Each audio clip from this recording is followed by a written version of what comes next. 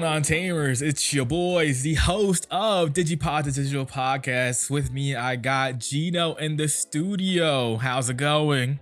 What's up, everybody? What's up, chat? What's up, Dan? Having a good day? How's it going for you, Dan? Yeah, I'm doing pretty good myself. We're recording on a non-normal day, which is fine. But tomorrow and Friday, I'm off, so I'm happy about that. Got a little 4-day vacation for myself. Very nice. Good times. You know, I gotta go to the DMV, so you know how that goes. So that's not necessarily fun. It's gonna be very boring tomorrow early versus throughout the day, unfortunately. At work, my job is very, very chill most of the time, and so I've been playing the Elder Scrolls 3 Morrowind on my work computer. And today today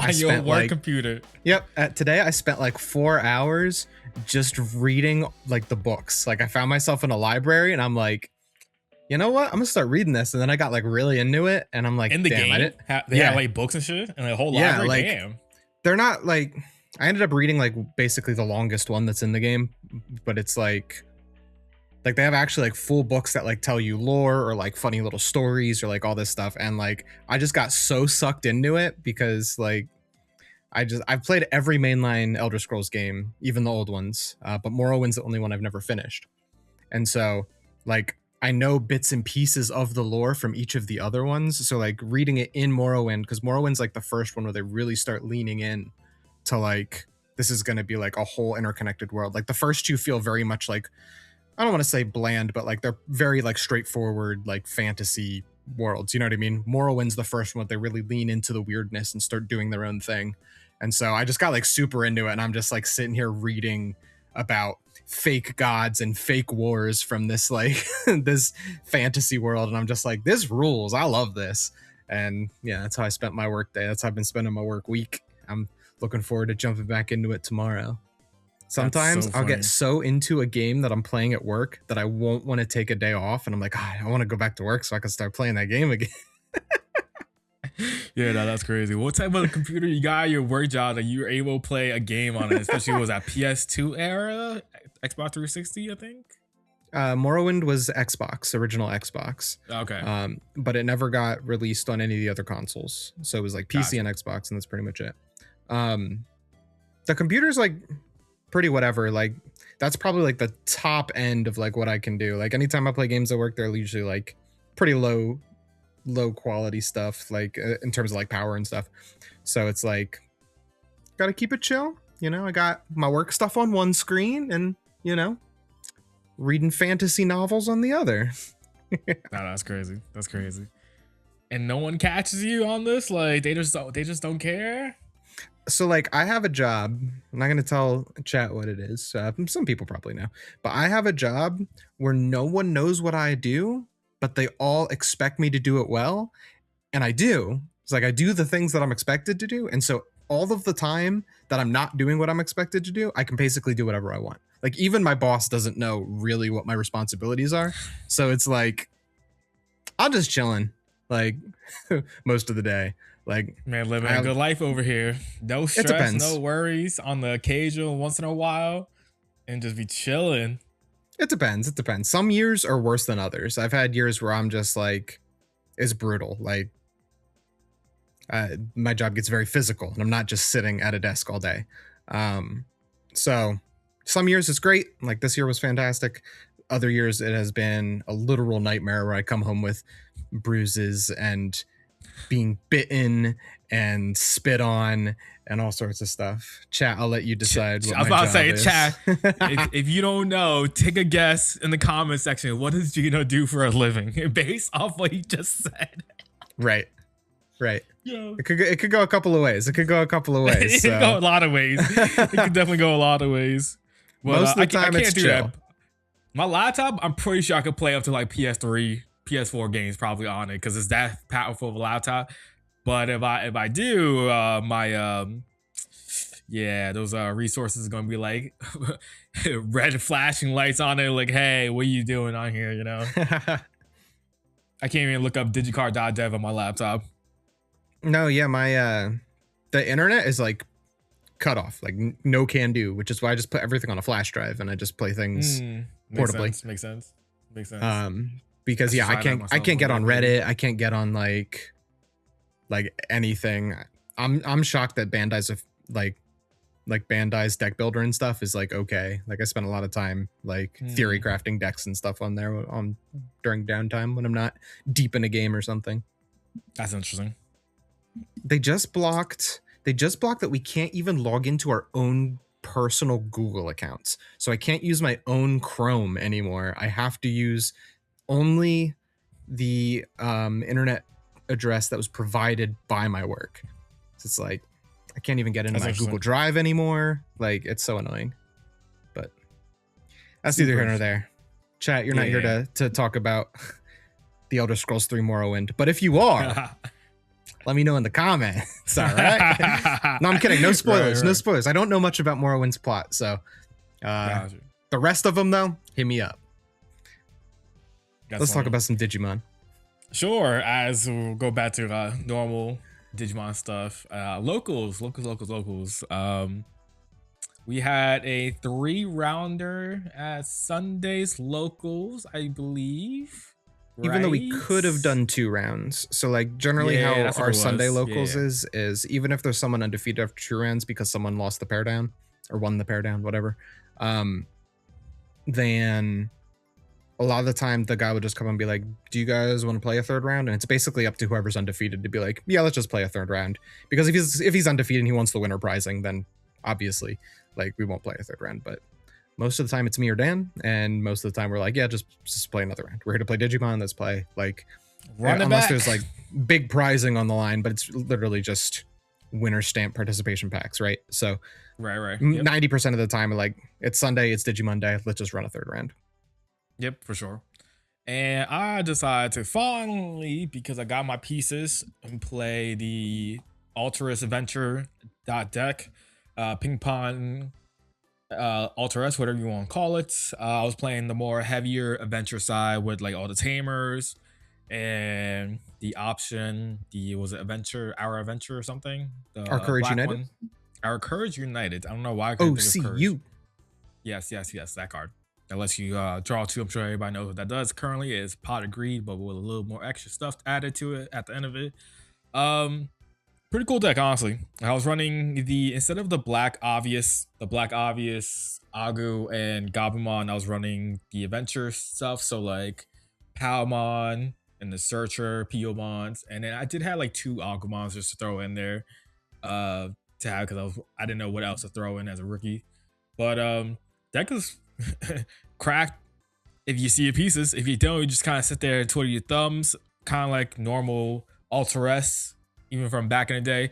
But the difference is now with Alteress Ping Pong, cool thing is because of like the new, if you're playing with the new Adventure Tamers that came out in 81 with the same set, you can kind of like ping pong, but like instead of ping pong, you go ping pong or like pong pong ping or whatever like pong ping pong type things. Like you don't have to be stuck going the one route, and you go alternate routes to climb up. And especially if you're missing a piece, then maybe you can finally find that piece afterwards, and then you can still continue popping off, which is pretty cool in that aspect. But man, that deck, like if you get to the Blitz and Crest, it's like it feels so powerful, even if you don't have Alteress. Being able to go with the Crest, you will Blitz and Crest. You want with the Blitz, you gain the D-Digivolve something, and then you gain Digimon immunity with the Blitz and a Gurumon name. So it doesn't have to be Crest. It could just be a 4 or 5 or a 6. It could be a Metal Gurumon as well. It doesn't matter what it is.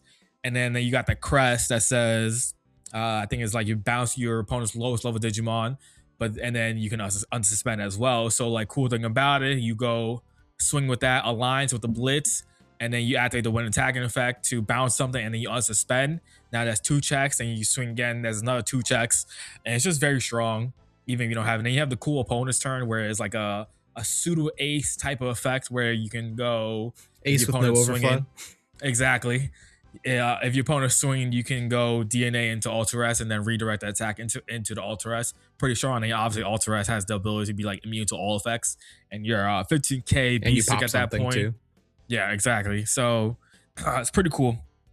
And realistically, even if you get to that point and if you have 2 Alteresses, you probably won the game. And so pretty cool deck, right? I can see why it did well in regionals in the past, currently with winning one and topping a couple the other ones afterwards. Pretty cool deck. So round one, I am running into Gino. Um, I don't know if you want to take over from here, talk about, I don't even know. It doesn't matter, I don't think, because it's Sure. round one only. I'll pop in though. So I'm playing. I'll talk about my deck and then you can talk about the match. I'm playing Ancient Gurumon. With the new Beowulfmon and the Triple Tamer, it gets a huge power buff.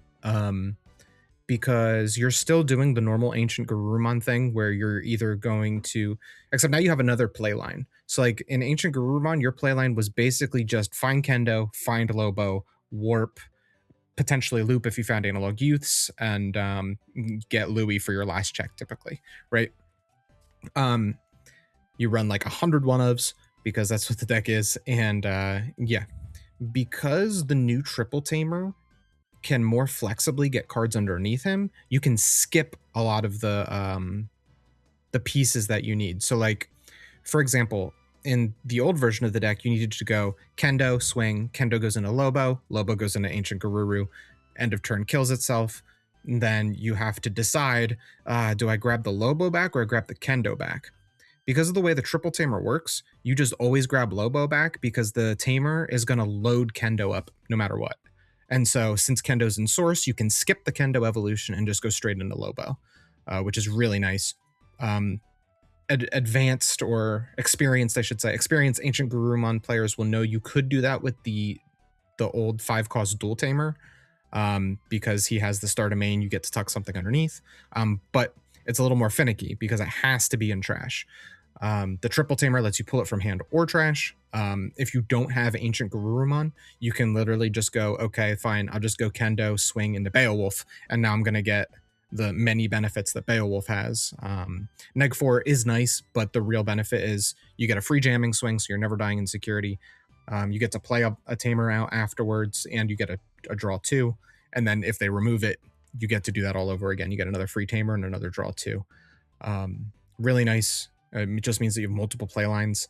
Another sneaky nice thing that you can do is because the Triple Tamer will grab from trash, you can use that one of promo Lobo to reduce your evolution cost again. So if you tuck the Lobo underneath your Tamer and then you go into the Lobo that lets you warp for just 1. So it's a 3-cost play to get into your Ancient Garuru, and you probably gain +2 memory because of the Tamer is insane. And it's a lot faster now. It's really fun to play. I still run a couple blue Kojis because sometimes you just don't want to be locked. But the deck is doing everything it did before, but now you get the added benefit of, I might start my turn with +2, +4 memory, and I get to tuck my stuff underneath. So like you're gonna get into Ancient a lot faster, a lot quicker.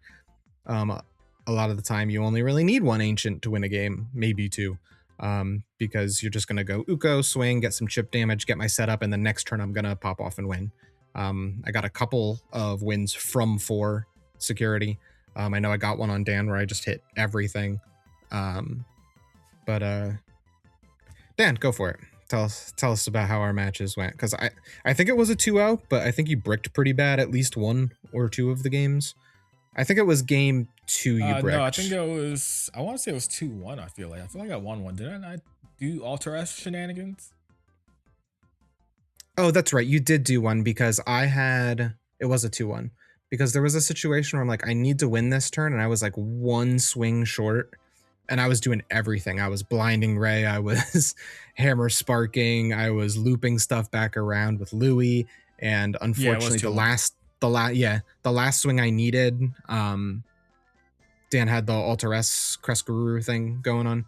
And I was just really hoping he would burn it early, because if he did, then I would potentially have more resources off Analog Youth and stuff to be able to just get to where I need to be. But Yep, it was not the case. So like you mentioned before, game 1, I'm still learning the deck at this point because we played like a match or 2 prior, I think it was. So I'm still kind of like on the road from how things work. I know the gist of it, and you need to see at least 2 of One each. of everything. Yeah. Basically what that means, one of each of the line, and then like pop off, obviously, yada yada yada. But I was learning the ways like where you, like I mentioned before, how you can like climb up without having to be specifically the same ways going. Like you can go from like a Gurumon to Alterus, and like vice versa, whatever, because they're black box evos and stuff like that. And so you're able to do stuff like that. So, but game one, unfortunately, I was terrible. I don't know. I don't think it was like a bad starting hand. I just remember I did not find any fives or something like that. And in that deck, no fives, you're dead.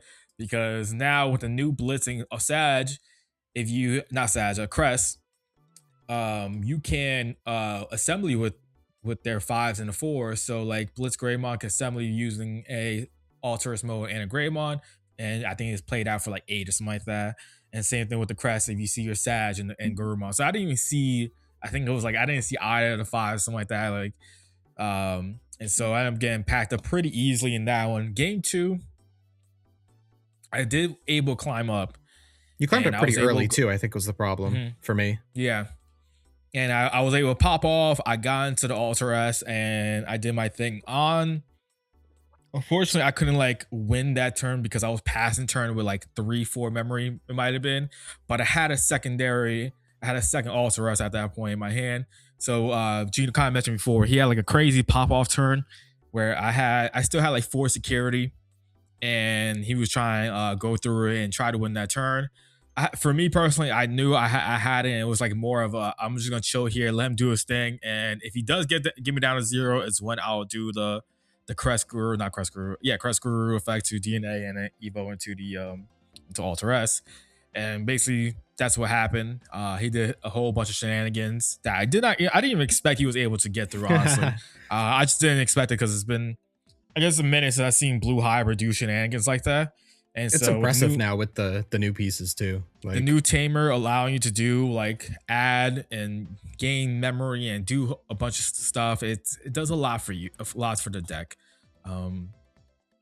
And like he did everything, and then I just did whatever and called it a day, and ended up winning that one. And the game 3, I didn't brick. I had everything but a Sag, I think it was.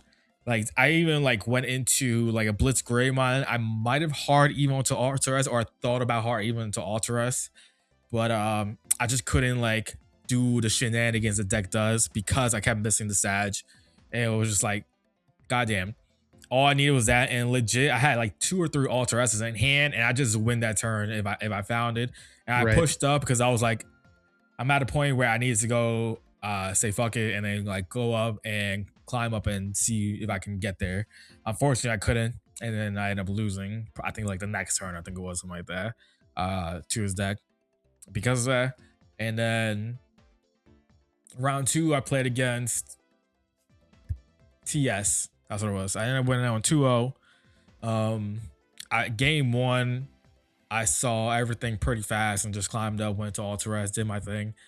TS, if they're not running options, it's hard to deal with a Blitz and a Crest Gurumon chilling on board with immunity, because not much they could do about that with their Digimon. They can't de-digivolve, they can't bounce, they can't do anything. What you can do though is Venusmon locks them because it's the end of my turn.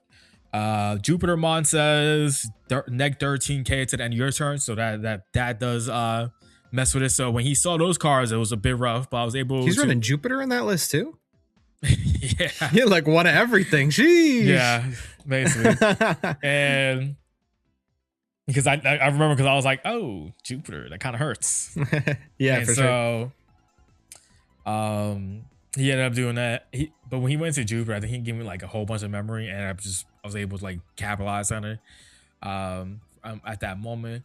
But yeah, then went down pretty easily. And in game 2, it was a little bit slower. He actually kind of like did stuff first, like he DNA to Sylphie, did like 3 checks or something like that. Went into whatever he went into afterwards, and like he had a board presence. And then I was able to get into a Blitz and then the Crest to deal with his board state. And then I was just like, all right, I couldn't Alter S at that point, I think, because I didn't draw into it. and he ended up hitting an Alterous Insecurity, and so I think he deals with. I think he ended up dealing with something on. Yeah, he hard dropped a Jupiter. That's what it was. I think. And he gave me like 8 to 10 memory, whatever it was. Yep. And so I was like, I think I just still win regardless. And so I drop a Biomon, I think it was. I evo into a Greymon. The Greymon grabs me back my Alter S that I needed. And then I just climb up the chain and DNA into Alter S, and I deal with his board, and I just went out basically at that point. Because then I ended up drawing into another Alter S that allowed me to OTK at that point. So I ended up getting out 2-0. And then round 3, I played against. Oh yeah, no one, because he gave me the win. Oh, that's right. He just he was scooped. Man's auto scooped against me because he said whatever he had said. I don't remember at that point. I was just like, oh great, this is fun. I get to sit here do nothing. So I ended up watching some of my homies play their match. It was just funny as all hell to watch that. I remember I was finishing up my match, and you're like, yo, this match is funny as hell. Yeah. So round 2, I played against Imperial Digimon. In game 1, I saw the nuts. I just had everything. I had Ukos that wouldn't die in security. I was just getting so much value. I saw like 2-3 Ukos and like my tamer, and he was just kind of slow out the gates. He was always missing a piece. Didn't get a Davis and Ken out until my kill turn. And so he's just kind of cooked. Game 2, he went first and went rookie turn 0 Davis and Ken. And so he won. Like, sounds about right. that's the Imperial thing, man. You go Davis and Ken turn 0, you probably win. And that's what happened. I don't even remember what the problem was with my deck. I think he just went like really fast. Like I think he was in a Pyodramon like by turn 2, and I was just like, okay, man. Like he checks 4 security one turn, and not one of them's a tamer, so like I don't even have a comeback factor. And it's like, all right, well, GG's, I guess. And then game 3, I high rolled the hell out of him again. I remember I'm doing all my stuff. I'm like I'm popping off. And he's like, I'm just dead this turn, right? And I'm like, no, I don't think so. And then like I draw for Evo, and it's a Louis. And I go, oh yeah, you are actually. Because the Louis giving that one extra swing for game, it feels so dirty and so good at the same time to do it. It's like, yep, Ancient Guru dies. I'll tap Analog Youth. Louis. Raise keep turn, and that's game. And it's just like, yeah, I guess so, man. Like, who was I playing against? That purple hybrid staple right there. Exactly. That's just the hybrid go-to, right? Yep. My game 3 opponent, who was playing red hybrids, was talking about like, he's like, man, it's so dumb how you can just breed, evolve in breeding, and raise and still swing. And I'm like, yeah, like it's just the game, man. Like I get it, but it is what it is. That's why it's out 1. Red hybrid is just the better deck, straight up. But you won though. I did win, but I got lucky pretty much. I think he was presenting game on board at one point, and he flubbed it and was 1 check short of finishing it. Like I think he could have if he had played it correctly. I don't 100% remember the board state for the last game, but I remember just thinking, well, I'm dead. Like I just lose here. Which is funny because that would have totally messed up the rankings, because that was the 3rd match we weren't supposed to play. Yeah. Like just everything would have went sideways, but he ended up messing up his kill turn, and then I won from there. But yeah, red hybrid is just so much better. End of turn getting the double swing. I also don't think he was on Strabimon, which is like pretty good for the deck. He was running just all red base. I don't think he was on any Uko either.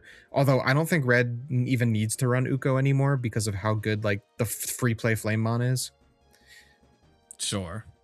Because you go Flamemon, play your free Tamer, and then Tamer tucks 1 more Source Under, and Aldemon's active and has Rush and has Sec +1. Like, I don't even know if you need Uko in the deck. I'm sure it's nice, but I've seen lists that don't run it. But yeah, it was a 2-1 for me on every game that night. So Ancient Guru is much stronger, but it's still fighting for its life out there. Let me tell you, the game is just so much faster, like compared to when it came out. Yeah, for sure. So we got there somehow, but it was an uphill battle. And then last night I went to our other locals. So I'll talk about that very quickly. Thanks to my victory on Sunday and my victory yesterday, I am now #1 rank in Northeastern PA on Digilabs. And Dan right behind me, it's the DGU takeover. Okay. Read it and weep, Spencer. Rude. But yeah, so my win last night at our Mana and Mocha shop, I played Virus Imperial. I almost played it on Sunday, but I was like, I haven't played this Ancient Guru list yet since the new stuff came out in tournament, so let's do that. And then with Imperial Virus popping up here, and I'm like, ooh, yeah, like I loved playing Imperial Virus. I don't remember. Yeah, I was a mainstay on the pod, I think, at this point, but many months ago in, I don't know, BT18, BT19 format, I took Imperial Virus to a store regional and I didn't do very well.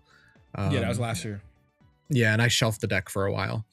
But I whip it out every now and again just to play with it, just to test it. And when I saw that it was doing well again, I decided to slam my Dino Bee on the table and, see what it's got. I still love the deck. It's very fun. It's another ping pong deck. You need basically 2 main cards in trash. And then if your stack is ever removed in any way and your trash is still there, you just do it all over again the next turn, which is very fun. A lot of the times you kill yourself to do it, which is very fun. Game 1, it was only a 2-round local because it was another 6-man thing and the Paradigm lost. So we just ended at 2 rounds. They usually don't go 3rd round there. If there's an undefeated, there's an undefeated, and that's it. The benefit though is that they do store credit. So like I haven't paid for entry in forever. It's fantastic. And true, yeah. This shop also sells like tea and coffee and stuff.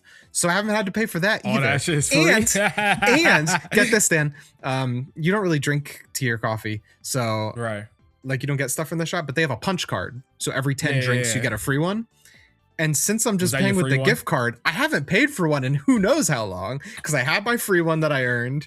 And like I have enough store credit now because I got like 15 store credit. It's 5 for entry. And then a fancy drink's like $5-6, whatever. So it's like, I don't know, man. I'm just reaping all his rewards at that shop, yo. It's free everything. No, but that shop's really fun. The guys there are all really nice. Yeah, they're awesome. It's a good time there. Owner's very cool, and he ended up playing. I actually played against him as a fake final round because he was technically undefeated, but he always gives his win to whoever he plays because he's the shop owner and he doesn't want to jip anyone out of prizing. So technically he was undefeated, and so if there was a 3rd round, him and I would have played. So I was like, hey, why don't you come over here and let's do like a mock 3rd round. He was actually playing Ice Snow, Scottymon. Oh, he's playing that again. Okay. Yep. So I'll talk about that at the end. So my first round, I played against, I think it was it was Gallantmon. This is our newest member of the shop. So he doesn't know the lines too well just yet. And I know Imperial Digimon Virus like the back of my hand. And I just had everything. Game 1, I was a little slow. And he built a Gallantmon that went into Gallant X. And he was consistently doing the thing. Both games, I won that one 2-0, but both games he would climb into Gallant, which has May attack. He'd get his 1 to 2 checks off. He'd gain the 2 memory back because obviously I don't have a board until I do my pop-off turn. And Gallant clears anything on the way if I was playing searches or whatever. And then he would put me to 1 by going into Gallant X. I'm like, great play. Yeah, right. So, but once I get into my stack, a lot of the time what I found him doing was he would slam his rookies for search instead of evoing them in the back for safety. And like that was kind of his downfall a lot of the time because I would empty his board, It was kind of funny. The first virus mode I went into, I emptied his board, swung my 2 checks, and I hit red scramble. And I'm like, buddy, that does nothing for you now. Or like he would have scramble on the board, and he's like, okay, I'll trigger red scramble. I'm like, you can't. Like, Imperial Digimon Virus's floodgate effect is just mean. So it turns off everything, and then the one game I was actually falling a little bit behind, but turns out I had a BT16 Wormmon in my hand and a BT16 Wormmon in my trash.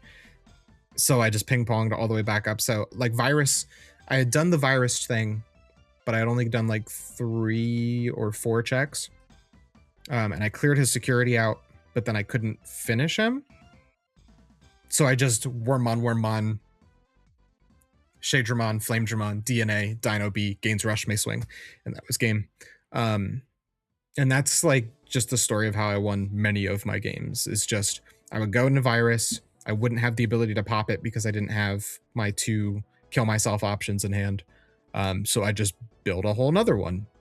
Because a lot of times if Virus stays on board, that just means he's another double checker the following turn, and then you just need to get 1 more DNA. Because you're usually clearing 3 security, possibly more if you're very if you're beloved by God and you have everything, because then the Pyodramon can get you a swing. If you kept turn, you can get 2 swings off of both of your 5s, and if neither of them die, then you can DNA instead of having to interrupt your attack to DNA into the dragon mode mid swing. So really cool, really fun. Yeah, the crazy thing about Imperial, if you get 2 of those Wormmons in rotation, it's just free. Not free, but like Imperial's happening every single turn. The best thing is because the deck draws a lot because it evolves a lot. Yep. And so and it evolves a lot of the time for free, so or from the trash, so like you're not even emptying your hand for it. So a lot of times you'll find Calling from the Darkness, and at that point you've just won, because you build your whole big stack, you Calling from the Darkness, you grab your Wormmon, you grab your Dino B, and everything else that you need is in trash already. So as long as you have so you either grab the Dino B or you grab the Shadra, whichever one you're missing, and you just go off. That was one of the decks back when I first started playing it that I just got lucky, and every regional pack I was opening Shadramons. So I'm like, yes, I can finally build this deck. Like these Shadramons are like $40-$60. Otherwise I wouldn't be playing this deck. So I just got really lucky on the pulls, and that's why I kind of fell in with Virus Imperial. But round 2, I played against Red Hybrid, and I think this one was a 2-1 because Red Hybrid is just so mean and so fast that like my deck is a setup deck, and if I don't find my stuff, then it's just like, go off king. At one point he did Flamemon double Atomic Inferno and got all 3 checks off of it because his hand was just like really bad. I was able to come back from it, but it's just like, great, man. The trade-off though is that by checking my security, you're filling my trash, and it might be pieces that I need in trash. And that's actually gonna, I think, sort of go into our main topic today.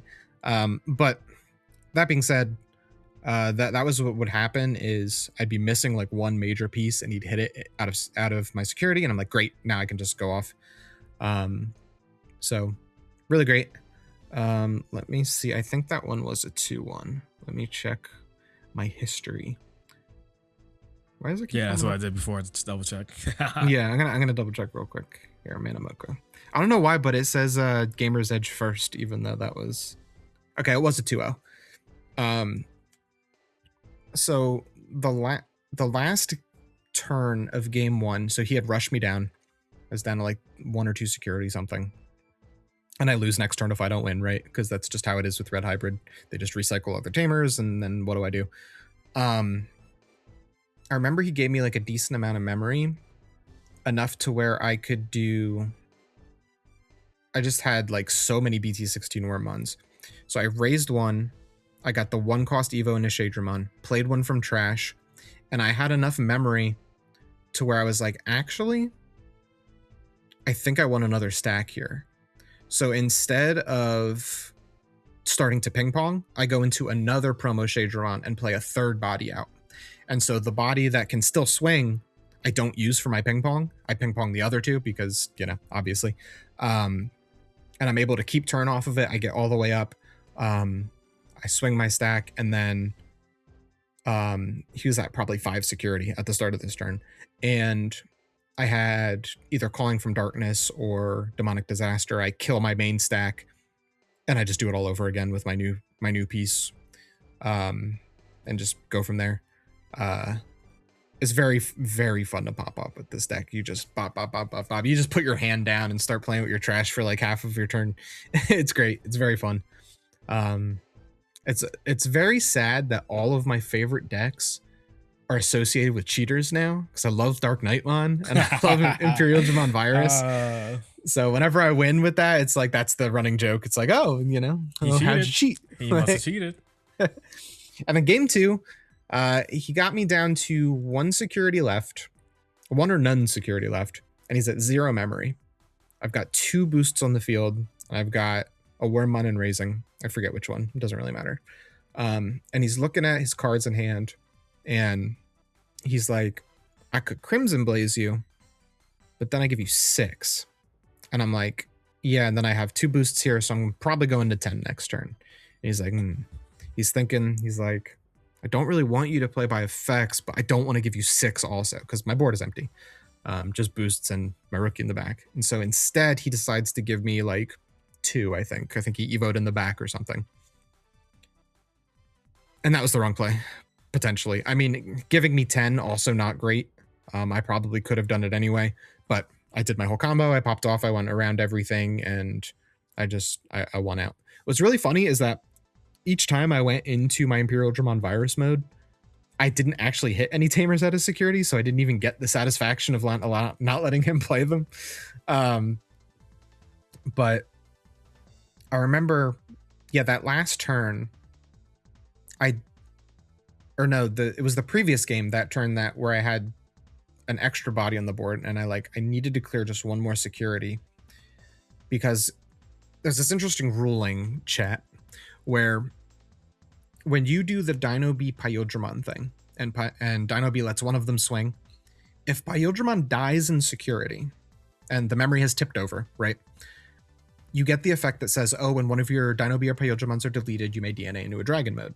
And if you go into EX3 Dragon mode, which has Blitz, you cannot declare Blitz, because you're technically still in the middle of resolving Pyodramon's attack until all the effects have finished resolving. And so I was in a situation where I needed to get 1 more check, but if Pyodramon dies in security, the game is over, because that check needs to go through. But I was like, wait a second, my Dino B here has 1 inherit of plus 2k, so I'll give Dino B the ability to rush an attack, and then give make Pyodramon's plus 4k piercing to Dino B, and now he's 14k, bigger than anything in an Emperor Greymon deck, unless he runs Susano, which he doesn't. No one runs Susano anymore. So I was safe there, and then I was able to DNA and pop off from there. And like I said, me and the shop owner, we played a mock game 3. I 2-0'd him here. What's interesting, though, is that he was on the new Hyarimon. And so anytime I would play Searcher rookies, he would just clear them by ice cladding over them, because you can attack unsuspended Digimon as long as they have no sources. And because all I'm doing is playing searching cards until I do my pop-off play, it's like, man. The problem was Scottymon, great card. The new Scottymon says, hey, when any Digimon are played or evolved, you can strip sources and then suspend something. The problem is all of my effects go first, and my effects don't stop triggering until I swing. And so once the attack is declared, now you can strip stuff and suspend stuff, but it doesn't matter because I'm just going to DNA afterwards anyway. So it's in a situation where that just didn't do anything. If I remember correctly, your effects, let's say you have your opponent has an effect triggered when you do stuff, your effects usually stop at the ultimate level of of you doing things. So even if you don't swing, that's the point of where an effect will be able to do something. So, but in that version where it's like you just strip their source and then you suspend, is like, okay, who cares? I just DNA. Right, exactly. Right. The only thing that could be a problem is if I had passed turn and he strips end of turn DNA. Yeah. But a lot of the time I was banking my resources and I was okay. he didn't see Ice Crown in either of our games. He's on 3 of them. And Ice that just what? like the unique emblem. I think it's called Oh, Ice Crown. got you. Yeah. Or Frozen Crown. Frozen Crown. He didn't see them at all, and that would have really accelerated his game state. For sure. There was a situation where he had the wrong Scottymon in hand, and that would have like removed. At one point, he did bottom security my Dino B. I had a situation where I needed to. He had like an unsuspended level 5 and a level 3 on the board, and I just really needed to get rid of it. And because Dino B DNAs and has more sources, I would be able to beat him in Iceclad. But the problem was I didn't have a 5 in trash. All I had was this Dino B. So I did everything end on Dino B. Dino B I played out like a rookie or something to get a search. And then I can raid into his Iceclad stack and remove it. And then also pitch a card to remove his level 3 from the egg effect. And so on his crackback turn, he was able to get that Dino B into security, which was really bad for me because it was the only Dino B I had seen for a while. And he actually ended up clearing my whole security, ending on Omnimon and giving me 6. And that last Dino B, because he's like, I'm just gonna put you to no security and make you have it, basically, right? Because he had something like 3-4 security, but that's not the answer against Imperial Dramon Virus Mid. And hitting that Dino B out of security means that cool, I'm gonna Calling from the Darkness, grab it back, and now I'm just gonna ping pong. So he put the Dino B into your security and then gave it back to you. He put Dino B in security several turns earlier. And in my head, I'm thinking, I can't wait for him to clear that because I really need that Dino B back. In his head, just gave it back to you eventually. In his head, he's probably not very familiar with the deck. He's not new to the game. Like, he's been following the game for a while, but it's probably been a while since he played against the deck. Probably hadn't played during BT16 when the new Dino B was all over the place. So I'm just waiting for him to give me Dino B back because I'm not finding one. And then when he did, I'm like, cool, now I can do everything. And that's exactly what I did. So fun locals. I got my increased rank. I am number 1. Come at me, bros, in the northeastern Pennsylvania region. Okay, let's see what you got, because right now I'm top dog. All right. It's only gonna be till Sunday, and then when I win, you know. That's what you think. That's what you think. We'll see how it goes. I don't even know what I'm gonna play this Sunday. Like, usually I have like some. I don't sort of either. idea by I don't this even point. care anymore because I got my region right. So I don't care what I play. Right? Yeah, straight up. I could bring my mom back out again, and I don't even care. Don't care. You don't care, but You know? you're gonna drop down that rankings list, and you're gonna secretly care. True. But I bet even with my mom, I could probably go a solid 2-1 though again. You probably could, honestly. If you high roll we the ball Senbon Dokkan? Senbon, you know exactly. You end what at already know. the best possible situation that ends with like 3 bodies on board and 2 of them are 6s or so something. you just go. It would be Prince Mamimon, a Thundermon, and then Mamimon, and then Mamimon hits a Monochromon for me. Dope. 4 potential bodies. Hell yeah. Look, EX13 coming around. We're getting potentially a new Prince Mamimon. I expect one because he's on the King Edamon art. So true. You know, I'm just saying, we're gonna be back one day, and we have a whole bunch of X-AIM bodies that we haven't gotten yet. True, that's gonna be that is true. true. We do. Give me Metal Mamimon X. He's cool as hell. We got Mamimon X, Metal Mamimon X, and we got Prince Mamimon X. So, you know, they just grow legs out of nowhere. Yeah, Prince Mamimon is like tall as hell for no reason. So weird. It's great. It's so weird. It's great. It's hilarious. It's like that but, meme of like your Prince Mamimon is like, and then Prince Mamimon X is the man she tells you not to worry about. Yeah. Exactly. Oh my god. One day, Bandai will give us what we want. That's that's what everybody really wants, you know. Mamimon meta, not just, you know. True. Yes. No, watch. It's gonna be like as busted as Numamon, and everyone's gonna be like Numamon broken. Everybody's gonna be like, "What the f is this nonsense?" Damn it, Bandai! Stop making the joke decks the strong ones. Especially when you have like an archetype, a 1-cost Evo from a 4 to a 5, and then you go into the X-A body for free after that. You know. But hey, we can't let Greymon X come back. I'm just saying, it's crazy what a world we live in. And Grandma X can't get a run, you know. I'm gonna get so spoiler for anyone who doesn't know, we're gonna have a BT25 preview probably next week at this point by the time you see this.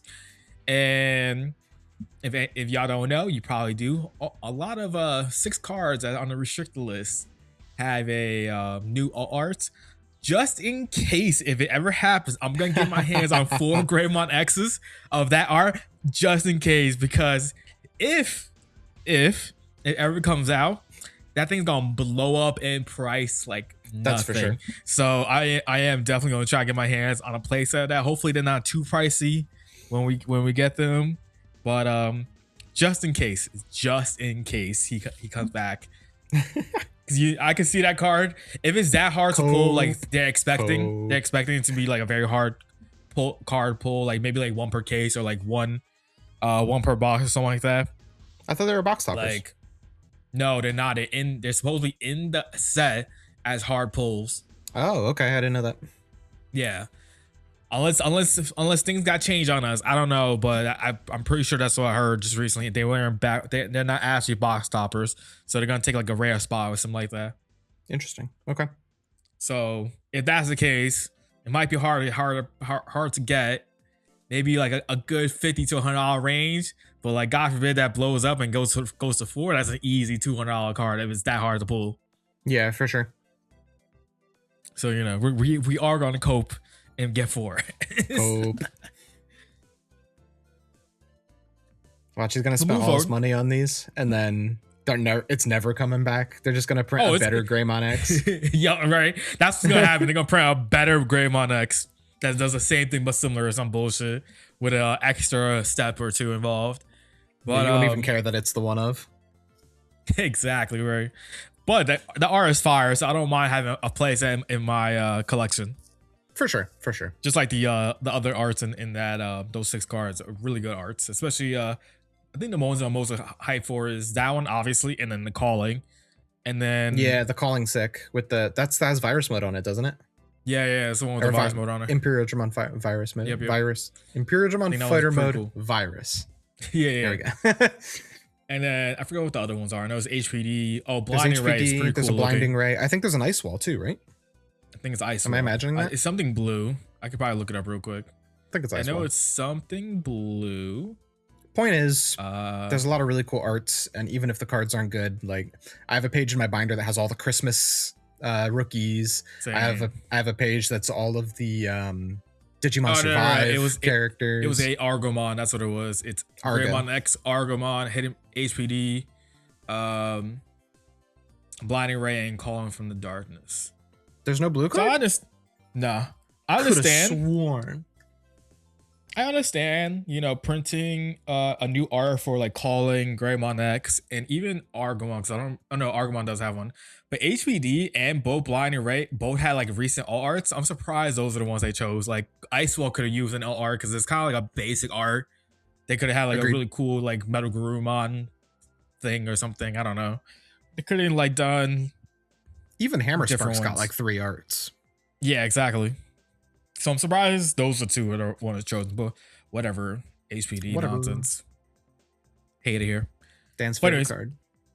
Oh yeah, my favorite. Totally all times card favorite. Anyways, today main topic of the day, we haven't had one of these in a hot minute, and we're gonna reintroduce this topic or re-talk about it. Masterclass, oh my god, DGU's Masterclass. And so I'll put on my teaching glasses for this. I forgot to. I should have put like a professor code on this one for this episode. I got a pen. Here we go. Click. ASMR clicking. But anyways, that's the idea. We're going to talk about today's game, how to play in today's game in a more advanced, from a competitive standpoint, at least. And the choices we make versus the non-choices versus everything that encompasses in today's game. Because back then, even when we did one of these like a hot minute ago, the game was a different game back then. There's gonna be For sure. some similar points if y'all ever remember what we talked about, because I sure don't, but I know the gist of what we talked about. Um, but the game's a lot faster from back then. The game's a lot Very fast. it's faster, it's hard hitting, it feels like, as well. But Harder, it's better, also faster, stronger. yeah. But there's also points where the game is also slower in a sense. And what I mean by that is there's a lot of setup involved in comparison to maybe certain times, certain eras of the game. Um, First point I'll like to talk about real quick is what do you think is the main difference between, like, even when you first started versus now, and how has your like thought process in going to a game gameplay has evolved during the third time, Gino? Sure. So this is a great question, something that I think about a lot, and something that I don't know, I really noticed at our most recent regionals that we played. And it's that, like, one of the first things I had to learn, and really, this is a thing that I will still flub sometimes, and even Dan will flub it sometimes, so he'll call it out.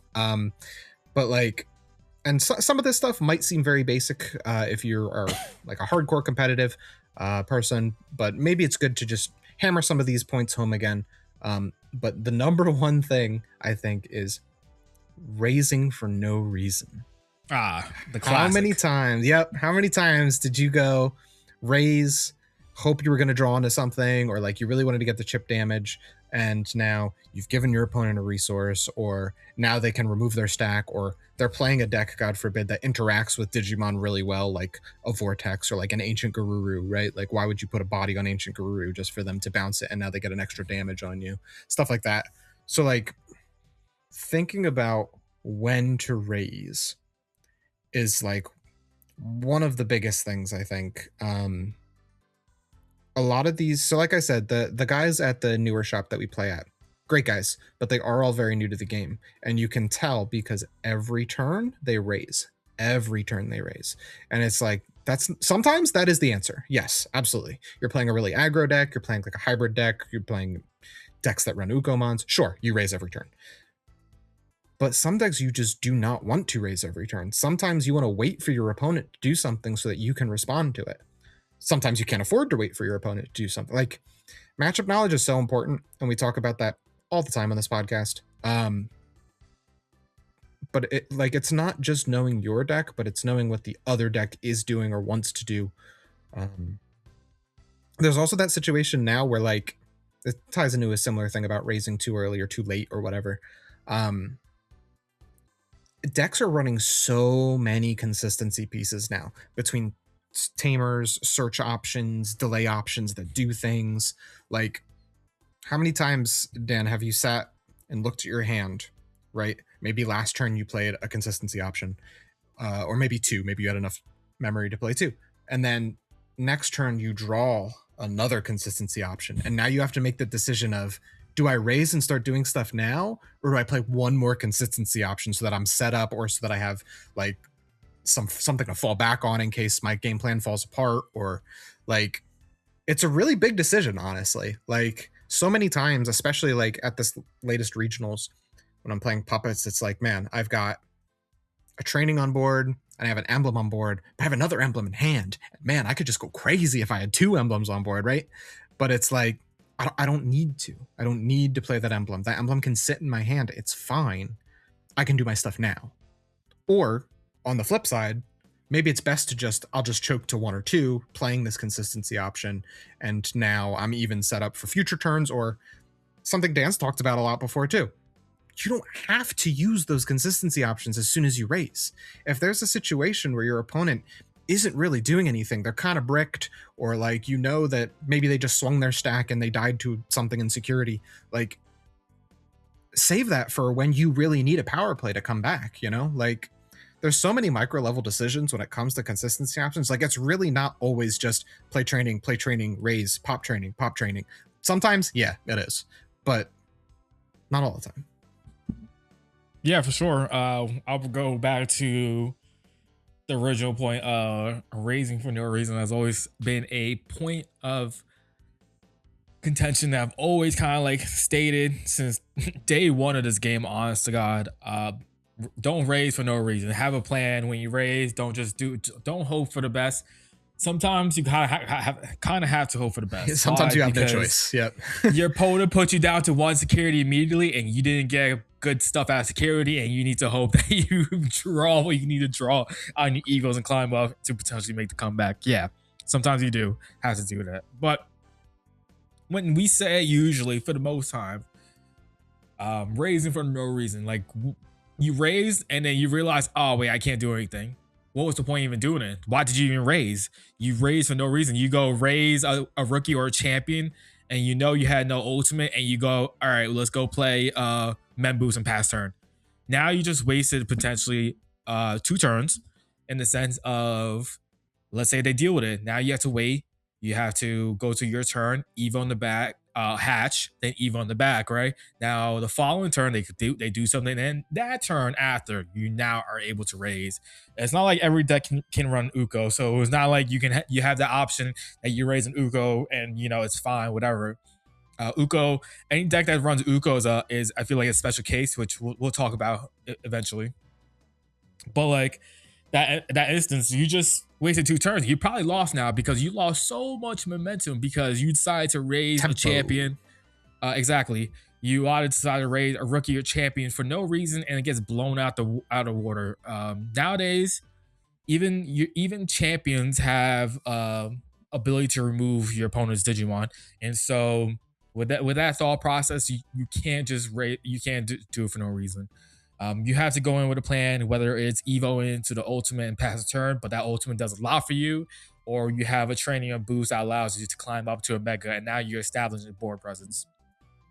You rather pass turn with established board presence of a mega and do nothing versus a champion just doing nothing, because it's harder to deal with a mega, even though today's game, if level 5s and above can deal with a mega at times. So it really depends on the situation of the game, obviously, but it's just pertinent to make sure you think about what you're doing and that aspect of raising just for no reason as well.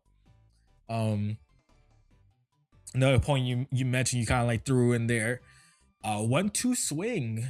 1-2 swing is very important in today's game now because of that thing of there's so many resources now in today's decks in comparison to like back then. I could do a quick comparison. So like let's say up to men boost come out, or even after men boost, up to even trainings, you weren't afraid of hitting security and be like, damn, I gave him a boost. Unless it was a lot harder to do that. But at that point, they already had trainings plus boosts plus their tamers, right? So that's a little different, right? Sure. So like let's say pre-training, you got 4 men boosts in the deck. Sometimes it was 2 to 4. It wasn't guaranteed 4 because of the way decks were built back then. So you were not as afraid of just taking 1 quick chip damage. And if you gave him a tamer, it's like, you gave him a tamer, but like it didn't feel as bad because tamers didn't do as much as well. So like the best tamer back then was maybe Ty, Davis, stuff like that. Hitting a mem setter, so like, oh man, now I can't choke. But like, yeah, that's really the only downside, right? It wasn't like they were going to get like, oh, now I can warp into my 5 for free, like. Right, or something like that, especially when it comes to liberated decks. If you give a liberated deck a tamer, now they could go from a 5 to a 7, which is crazy in that sense. Because back then you didn't have that ability really to do that. Even if you go up to like what's it called?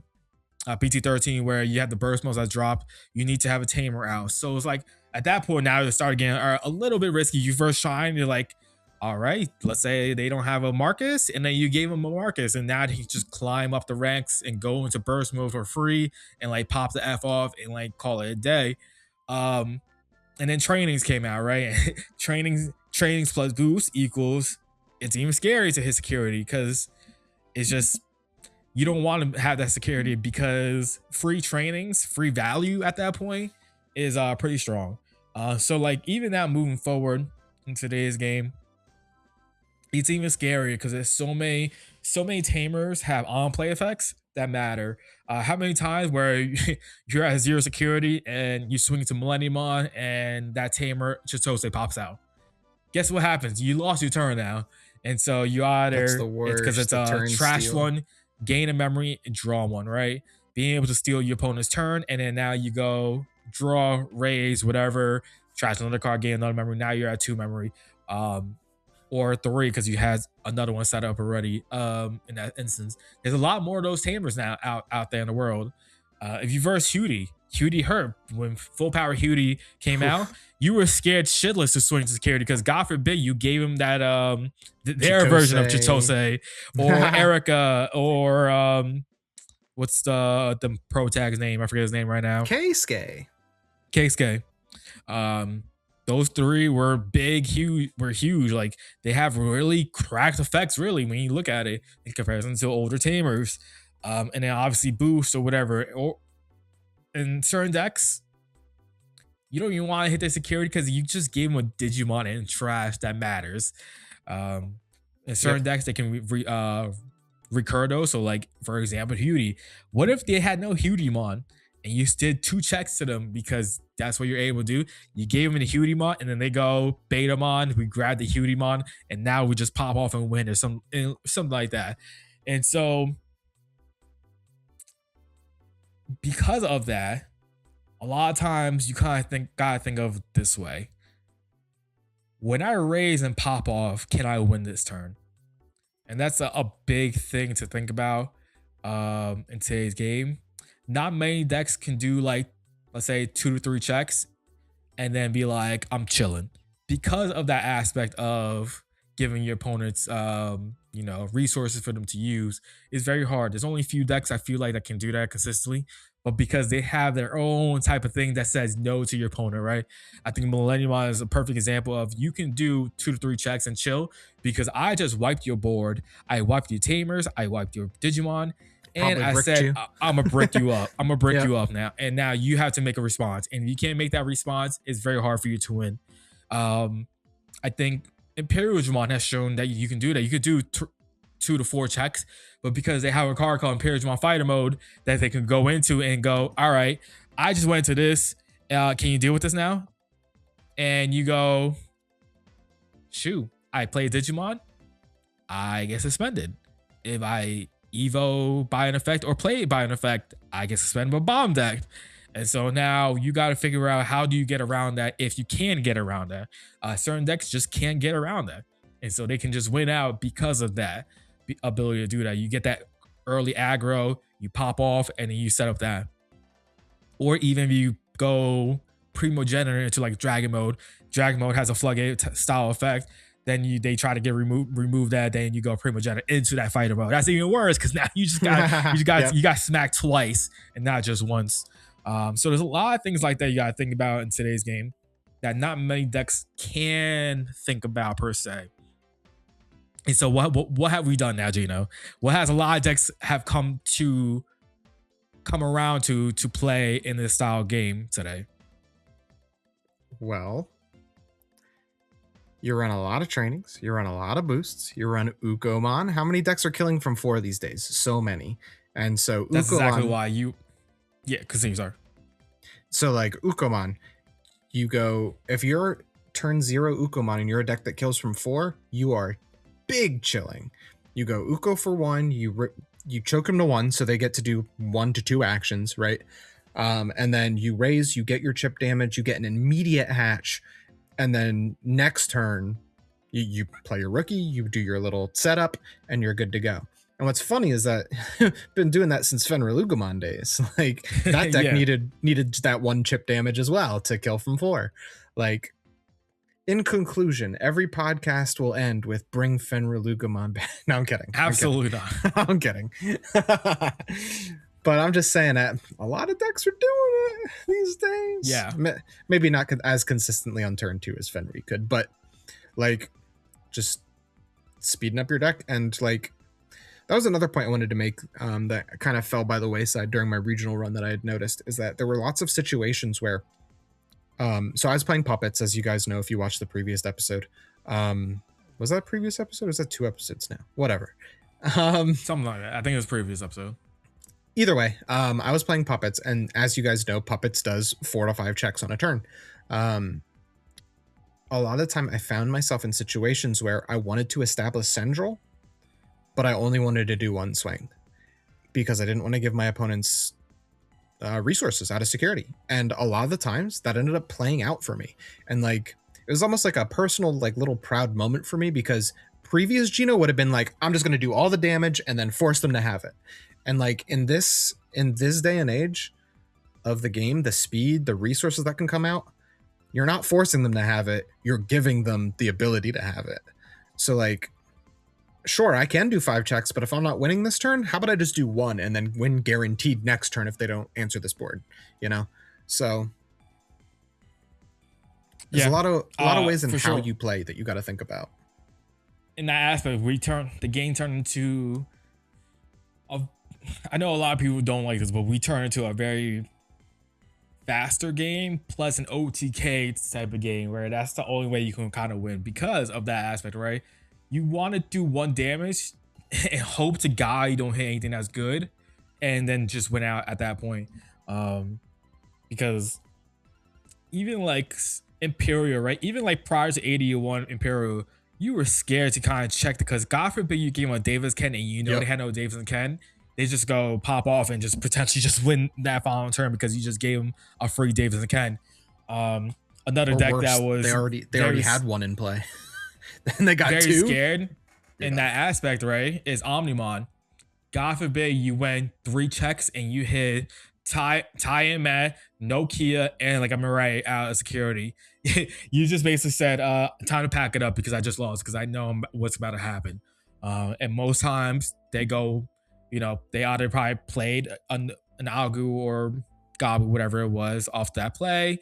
And then their following turn happens. They go raise their other one. They go, Mirai, play something out, play a Nokia out effect, maybe potentially play a rookie if they don't have the 2 rookies on board or whatever it is. Maybe it's just so much free value in that aspect, and then they just go, War Gray into Metal Guru, tap the time, keep turn, DNA into an Alteress or Omnimon, whichever one to go into, swing, unsuspend, trash security, swing again, and then like continue popping off, right? Potentially, especially if it's Alteress, you probably just lost because Alteress splits apart. You go DNA into another Omnimon, and then that's just game because all you need is 2 Alteresses or an Alteress plus another Omni in that aspect. It's just very, very strong. Even like decks are considered like weaker in today's game. It's just scary, right? Like, because what happens is a lot of weaker decks, because they were weaker, they add to the consistency. So they're adding like 4 boosts, 4 trainings, and like 2 scrambles just so they can match that speed. And you go, whoopsies, I just gave you a shit ton of boosts or trainings, and now they raise, and then you just got OTK by Gurumon. You know what I'm saying? Like, mind you, Gurumon is not a weak deck. It's just that's how Gurumon has to play currently, because of the way the game is, where they're running 4 trainings, 3 to 4 boosts, and then 1 or 2 scrambles, something like that. And it's just very, very strong. Even if you give him an Errata is a pretty good card. You just give me free value at that point. Yes, it is. And one ain't popping off. But another point you mentioned, yes, a lot of decks want to do that 1 chip damage, but sometimes you don't want to give them a chip damage just yet. And that's a thing you gotta kind of recognize in the game. Is that when to do that chip damage? Do you want to do it early? Do you want to do it later? Because what if that 1 chip damage is that important piece for them? What if it is Davis and Ken for Imperial? Right. And that's the very, very scary part of when to know when to do that chip. A lot of times, a lot of people will do it early just because they don't want to do it later and then like get F'd because of something good. But it's just a very hard thing to kind of figure out when to do that. And you mentioned another point before is Ukomons. Ukomons is a very special case where it feels like if you're running it, you just kind of rookie rushing until you do find what you need, and you kind of don't care about giving your opponent a piece or two because you're speed running through your deck as well. Sometimes there are situations where, Sometimes. like, for example, let's say you're playing a Ukomon deck, you choke them to 1. They didn't open a rookie. They play a training. They put you back to 1. You raise that Uko, and now you don't want to do that chip damage because you know they're not answering Uko next turn. So that means that's another 3 cards you get to dig the following turn. So, like, I know we're talking a lot about Ukomon, but it's just because it's such a flexible card. It's an important card in today's game, honestly. Especially in a 4-check meta. Like, yeah. That's another thing is, do you swing or don't swing with your Uko? That's actually an important part. Where do you think you can gain that extra value off that search? So instead of searching 3, you end up searching 6 because it stayed. You didn't swing with it. That's something to keep in mind as well. A lot of times you see, for example, Medusa players, if they're running the Ukos, they will not swing for a couple reasons. One, obviously, they want to get more digging and more searching. And 2, they have, in today's game, eggs are just as strong as well as as they ever. So now you have double Gigimon egg, and that gives you more value. Sometimes those eggs, if you don't want those eggs to die, like if you're playing, what's it called, Myosmon, right? You want your egg to die, right? Because you want the on deletion effect of the egg. But there's some others don't care about it, like puppets. I think don't care about. I mean, they kind of care about the egg, so they may or may not swing with it early, depending on the situation. But like Medusa cares about the egg kind of, so they want to keep that around if possible. And some other versions that run the Uko as well. If you're running Ukos and Shine, you kind of care about the egg. That's 2 free draws if you think about it like that. right. And so you may not swing with it early, depending on the situation in the game, as well. And then into another point you made. Let's talk about that real quick. You kind of like threw all your points in I'm bad at staying on topic, man. I just I free flow into it. Another very important thing to like keep in mind in today's game is overextending your plays for not necessarily for no reason, but overextending period. In today's game, you can overextend and you accidentally don't win. Not accidentally, but you just don't win because you thought you could have, but you overextended your plays, and now you're super punished because the following turn your opponent decides to deal with it, and now you have nothing on board, which is very sucks to deal with. But like some decks, you just have to wait to play against in that aspect. Like you mentioned before, for your regional run, you went. A lot of times you figured out that let's not do 3 or 4 damage. Let's just do the 1 and call it a day. And you didn't overextend overextend, and you kept them at like 4 security, but they didn't get as much value out of it. And so, because you knew you couldn't win, and that's actually a very important thing to keep in mind of when you're playing, especially in today's game. Like, we kind of talked about it, right? In the sense of security is so important that like you rather keep them face down so they don't have no activate effects. Right. The game is so like, it's so tempting to go for the extra checks, right? Because like everything's got alliance these days, and it's like, ooh, I could get like 1 more check in. Sometimes it's just not the play. It's really just not. Like, you gotta. That's a skill that you need to learn and practice. And like, me and Dan are both kind of aggro players, so like we want to go and just like bah, bah, bah, bah, bah. But like it's something you got to rein back sometimes. Yeah, depending on the deck, right? Like me playing Millie, I can get away with it because just the way the deck works, I can get away with either being aggro or non-aggro with it, and no matter what, I get to the same point of I loop you to win. That's essentially what that becomes. But another thing to like think about as well, like that you mentioned, when you overextend those plays, let's say you do 3 to 4 checks, you end up giving them like maybe 1 to 0 security, you don't close that game, but now your Digimon suspended. They may have had Digimon immunity, but it doesn't matter if your opponent is able to swing over it and you have no other effects about that.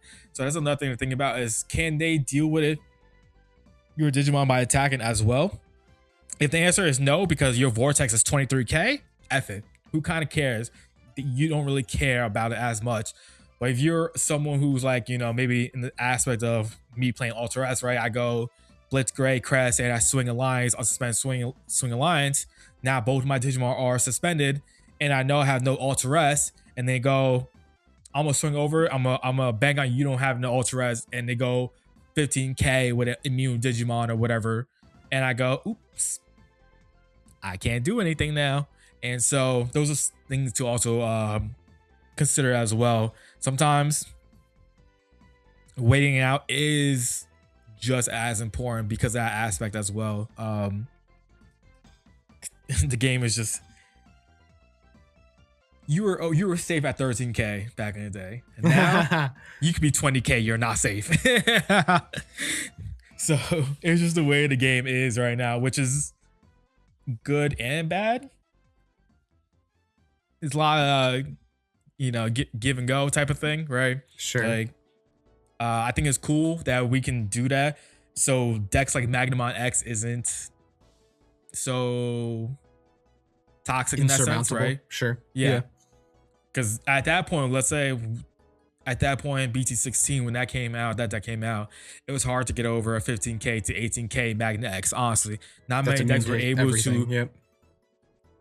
Not many decks were able to swing over that high of a DP threshold. There was only a few, and one of those was kind of like an irrelevant deck, which is Greymon that deck, because they generally had a bunch of boosts you had that you were able to get pretty big, but that deck was such a dead deck at that point already, so it didn't matter. And whatever else other decks that was able to get big, but now, thank you Magna X, because now we can boost pretty high nowadays, and you have a dumbass card like Vortex Dramon that can go into like 26k or whatever and stay that high for forever, it feels like. Right. And so it's just very interesting how the game has changed in that aspect. What else? Another thing that you kind of mentioned, again, you got through all these points all at once, we can I'm separate sorry. I'm bad at this, guys. I'm sorry. Good. In the comments, you can leave your resumes to apply to be the next DGU member. It's like, but anyways, another point is that you mentioned that I think the game always had this, and this is a common point it always has, is your microtransactions of the game is just as important as it was back then that is today. Knowing what to grab off your searches is very important. It's probably even more important versus back then. Like it's scary to gamble, but sometimes you have to gamble. But like if you don't have your 4, but you bottom deck in the 5, you gotta kind of weigh those situations depending on how it is. It's just so important because you kind of go from 0 to 100 very fast in this game now. So grabbing those pieces matter as much as it did previously, probably even more because of how fast the game is. Right. It's like, do you choose to grab the 4 because you don't have one, or choose to grab the 5 because you have more 4s in your deck than you have 5s and you don't have one? Like, would you rather take the guaranteed draw off the 4 and hope you hit into the next 5, or you can brick yourself by choosing the wrong option there, and sometimes there's not a clear right choice. Sometimes you just be like Gino and you always just have the pieces and you don't even care. They call me God Hand Gino for a reason. Listen, I'm not the one with the regional top, okay? Let's dial it back here, huh? Look, it wasn't by luck, that's for damn sure. Nah, all jokes aside. Speaking of luck, Dan's regional win. No, I'm kidding. I'm messing. Vardy's regional win. Don't worry, chat. He won't get this far into the video. He'll never know. He won't even know it. He will never know it. Hey, chat, if you're OGs, do you remember what deck he won his regional with? If you're an OG.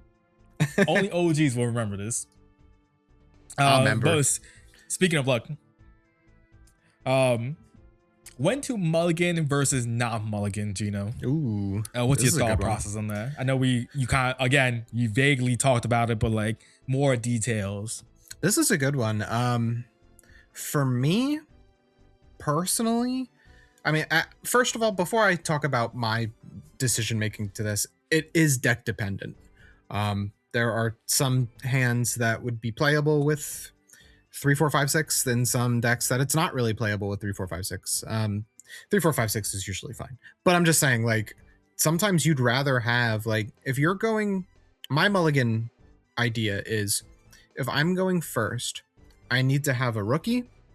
Unless I'm playing a weird deck that doesn't run rookies, right? But I need a rookie, and I need a follow-up play. Either rookie consistency piece or rookie 4. Like I said, 3, 4, 5 is often just fine. You just run with that, because you're going to get a couple draws on your climb, and you can maybe get an early stack going. Sometimes if you're going second, you don't open rookie, but you open a couple consistency pieces. That might be worth keeping, because you run rookie is the highest count that you run in your deck, so it's fairly likely that that boost or training or emblem or whatever your consistency piece that you're going to play is going to find you the rookie you need. And that kind of leads into a second point that has nothing to do with mulligan, and I'm sorry, but I'm going to bring it up now. And that's, if you're going second and your opponent passes you 2, and your hand is Searcher, Rookie, and Training, you play that Training first in case you get the better rookie that you'd rather have in the back. I'm just saying. That's what I do. It's not always the right answer, because maybe you want to play Searcher, Rookie for 3 and put your opponent to 1. But, lots of micro-level decisions, microtransactions, as Dan calls them. But I think I have a different one. We'll get back to the mulligan. Hold on. Okay, go ahead. See, this is where I think I differ in mindset, because of just the way, maybe it's the decks I play versus maybe the decks you play, which, we play a lot of same, but we also play a lot of different ones when it comes to, like, at least high competitive wise. I think it's more important to evo in the back first if you have that training. Not just because of a rookie, but because of what that draw may consist of. Let's say if you're playing a deck of, let's say I'm just giving a BS deck example. Yeah, you whatever. got a rookie, you got like a blue training, but you also end up playing like analog utes in your deck, right? Obviously, Angar is an example. Sure. If you go training, your first card is an analog youth. You're dropping that analog youth. That's like my thought process when it comes to like that example you gave, because of what if I do draw into like analog youth, and now I don't get to lose that. So now when I do play my training, I end up getting a training of, like, let's say a blue tamer and a blue Digimon. Now I got my options that I can choose, and I can be okay with that. And then I can go, drop an analog youth afterwards. But that's whatever at that point. But that's just the thought process I think of. So like Millennium Mon, for example, is a very, very, very big on that, right? I will go for sure. I'll make sure I evo my rookie first, because I've had so many times where I go analog youth. I know I need a Digimon out of this, and I end up getting like another tamer option, and then I'll get like a Digimon and Digimon. Now I'm like, damn, if I evo that first, I would have had that tamer option, and now when my analog youth hits, that third card that could have been a triple. Maybe this plays a triple Digimon. So I kind of think of like that first before I do that. But I definitely understand the thought process. I guess it's very deck dependent, because it is very deck dependent for sure. Maybe your searcher doesn't have a good inheritable, but like a different Digimon has a better inheritable for you. I feel like in today's game, a lot of competitive decks have very recyclable inheritable, so it doesn't matter. Sure. But there's definitely some times where it does. Like a good example for me, so I was just thinking puppet brain, right? Is like, okay, I'm at 2, I'm gonna play training, and I find reduction Shumon, and now I can play my searcher, so I get a search, and I'm set up for my next turn with my reduction Shumon. So like, it really is deck dependent. It really is. But I'm just saying, those are like some of the decisions you have to make when, and that all ties into the mulligan of, am I going first or am I going second?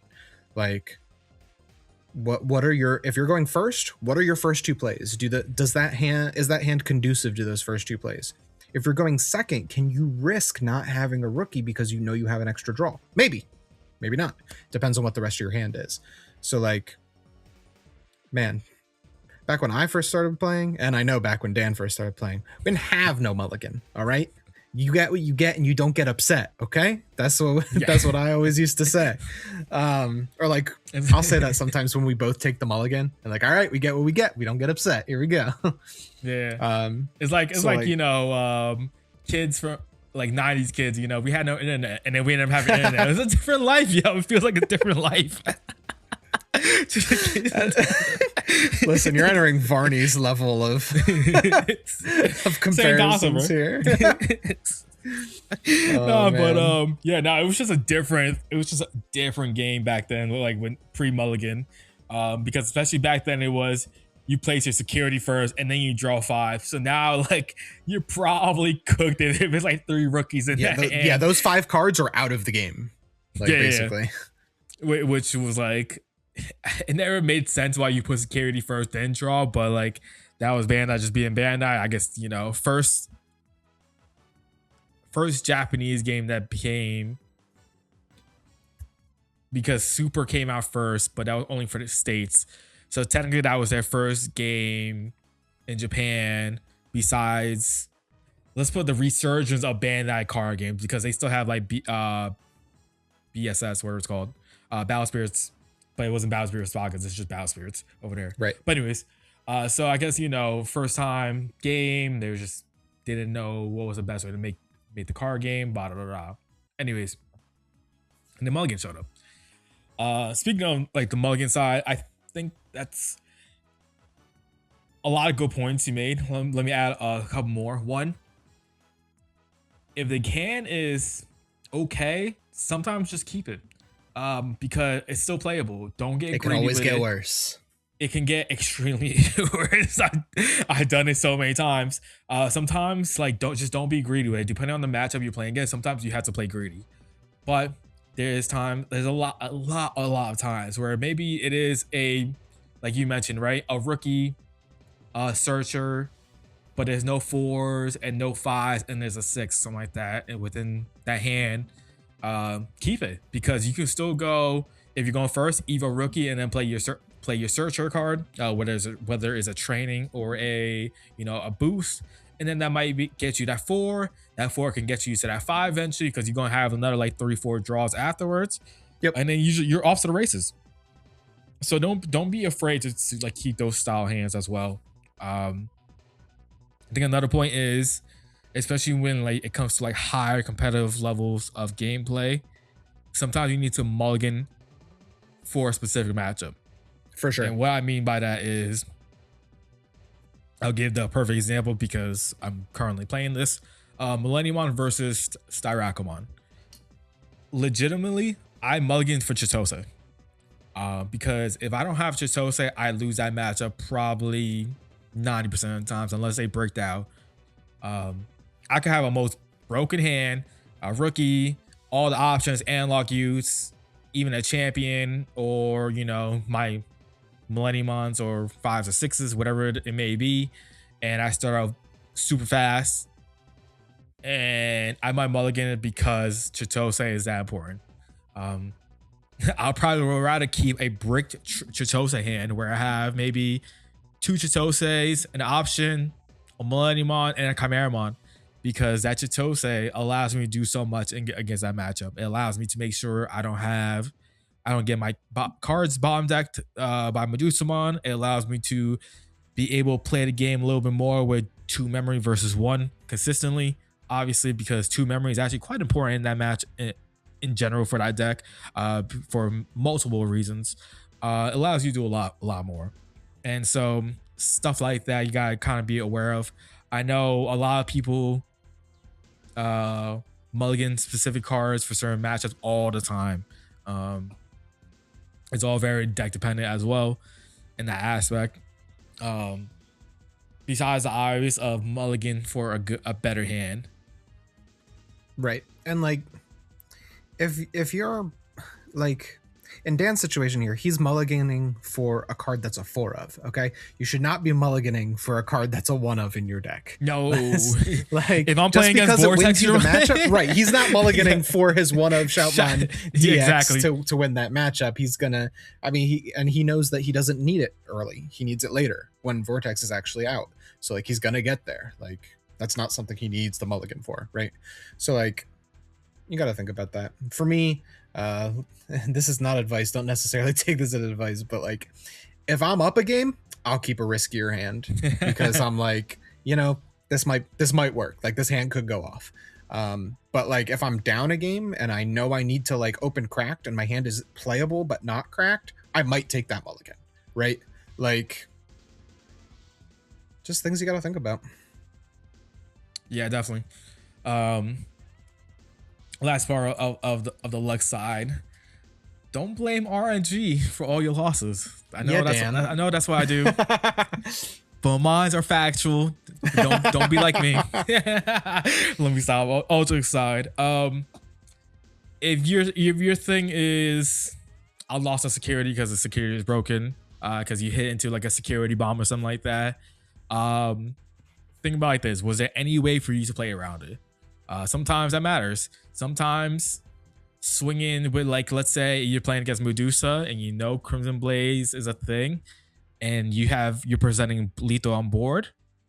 Instead of swinging maybe out of habit, swinging with your sixes that won't be dead, swing with your lower bodies first, because if you swing on that, you hit the Crimson Blaze, you're not dead.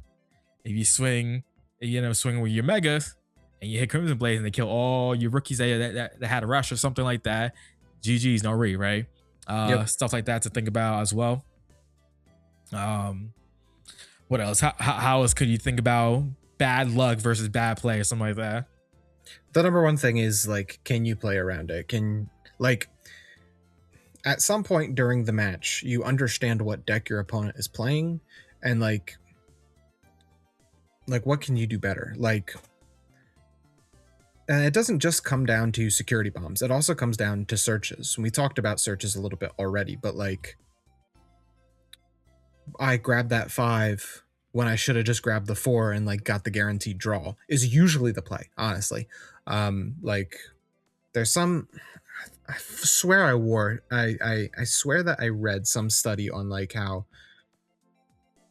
being able to draw an additional card is usually better than trying to search out for your other pieces. I could be just imagining that, but I swear I saw that somewhere where like sometimes just that one extra draw is usually the right play. But it's card game.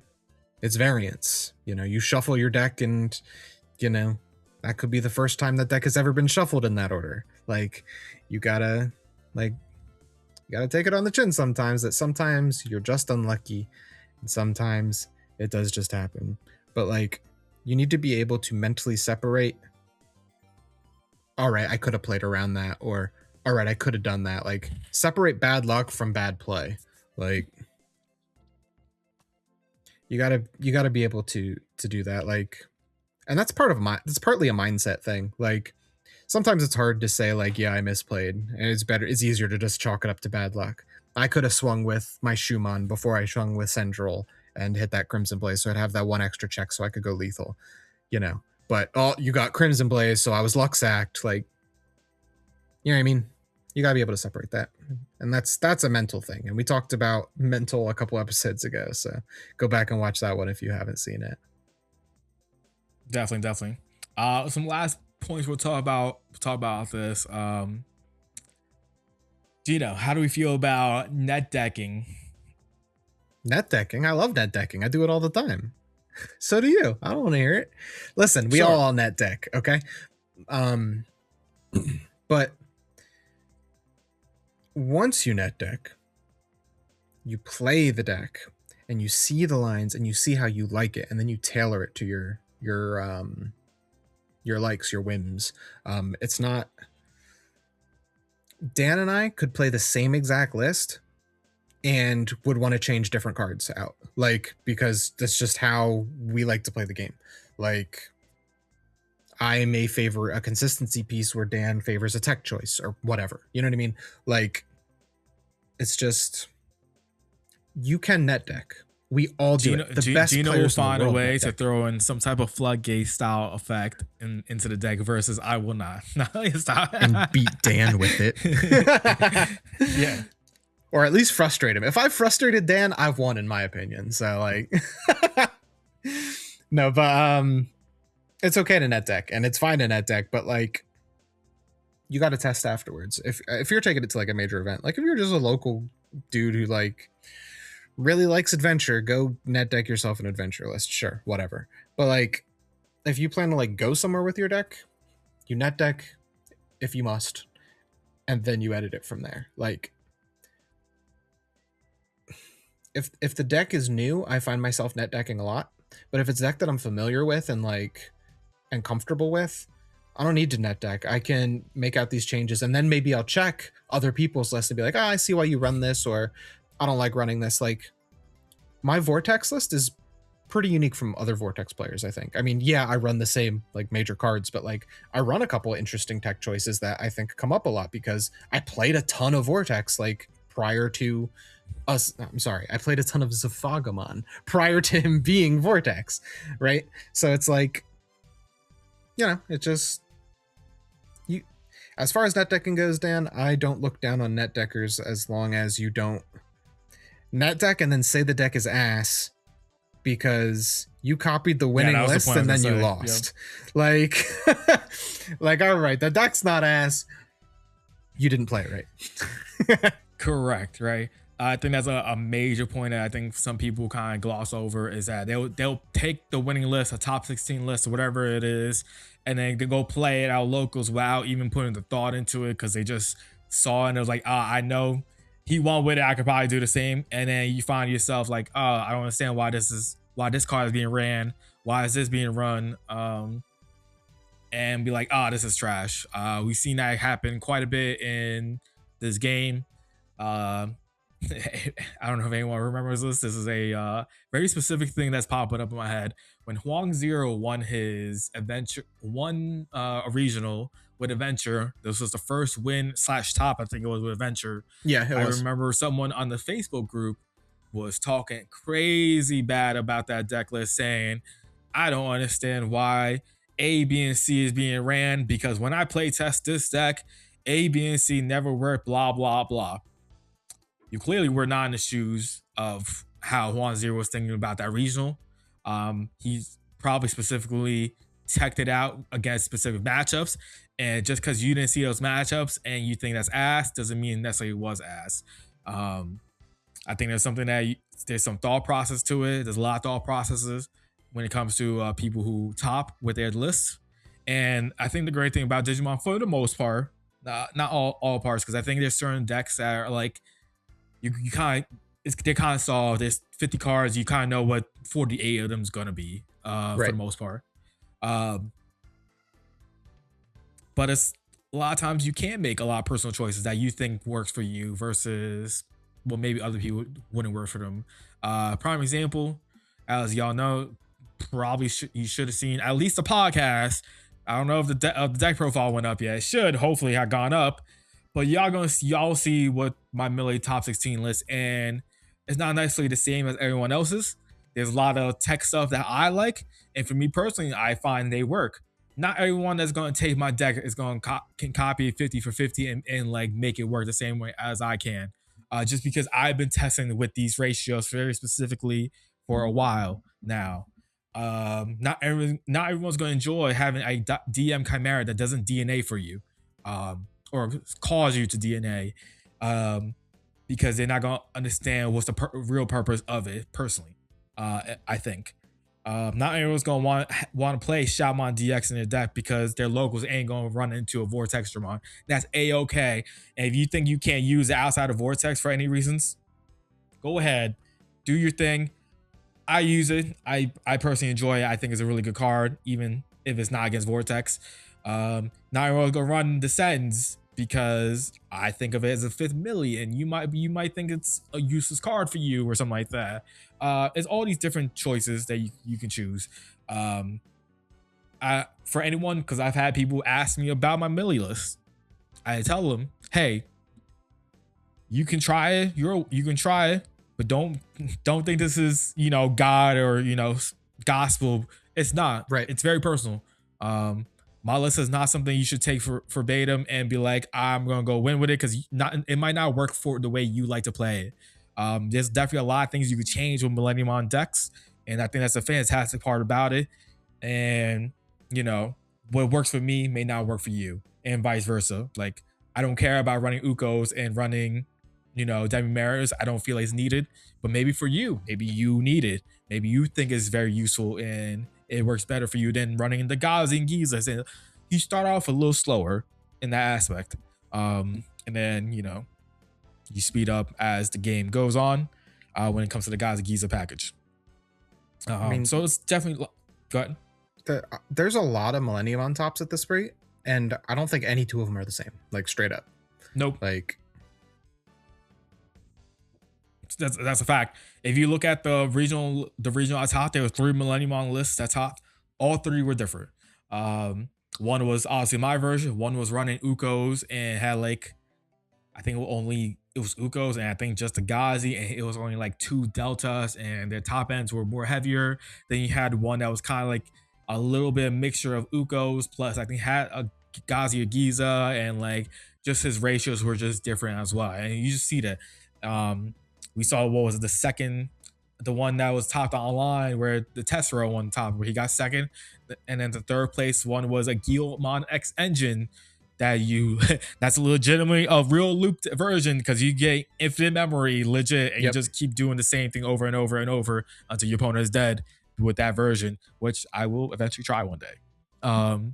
But it's cool stuff. We have the one that's the winner. That one, the one that won in EU. That thing is greedy as AF. I would never run that. I would never run just 2 Deltamons. That's just not how I like the deck. And that man was running on like, I think it was like 8 Millies, 2 Zs, 2 Moons with the 4, you know, 4 of each options. Like, and it worked for him clearly because he won a regional.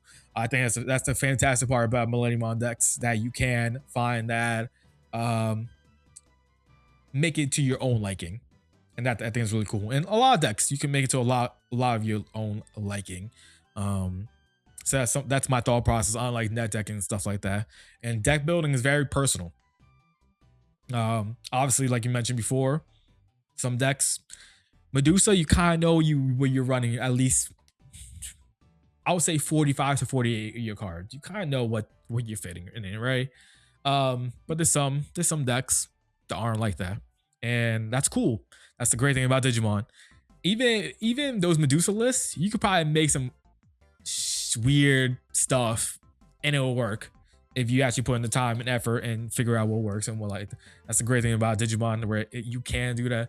Seeing a lot of people test crazy nonsense for like Jupitermon, right? Omni Room Mode, Galamon X in it, because you have yellow and red in your 5, so you can mix them. You can do a lot of cool things like that. So you just never know sometimes in this game, which is kind of fantastic. Agreed. I got nothing to add on that. You had everything on the head. Yeah. With that being said, I think we're gonna close up shop today. Leaving at that point, any final words for the listeners, the audience, the chat to know? Well, I think you guys should just tell us in the comments. What do you think? How have you evolved as a player? What points do you think are valid here that we've brought up?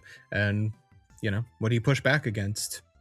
What do you mulligan? That's what I want to know. Tell us all about it in the comments. Like, comment, subscribe, talk all about it. You know, there's your call to action. Again, we say this almost every episode, but we read every comment. So please chat with us. If you see a thumbs up and a heart, it means Dan hearted it and I thumbs up it. Okay, because that's usually how it goes. Because we can't both heart something. So. True. That's funny. I didn't know you also hit the like button on them. Well, most of the time I'm browsing on my own personal YouTube account when I read the comments. And then if I need to reply to something, then I'll log into DigiGuard and reply. But most of the time I'll just pop you the thumbs up. So That's funny. I didn't know that. That's hilarious. But yeah, as Gino said, do all those things. Also hit the hype button. Get the hype train for it. It helps the algorithm as well while you're at it. Especially if you're on mobile. You can't do it if you're on laptop. Really? That's only a mobile thing? That's interesting. Yep. I heard, guys, check this out. If you're on YouTube and you're watching on YouTube, I heard that if you say this, it lights up. Like the video. Subscribe to the channel. Someone tell me if it lit up. I heard it does that. I've seen it do it before. So someone let me know. I gotta know. Yep. And with that being said, we'll catch you on the next one. Momentai, everybody. Peace out.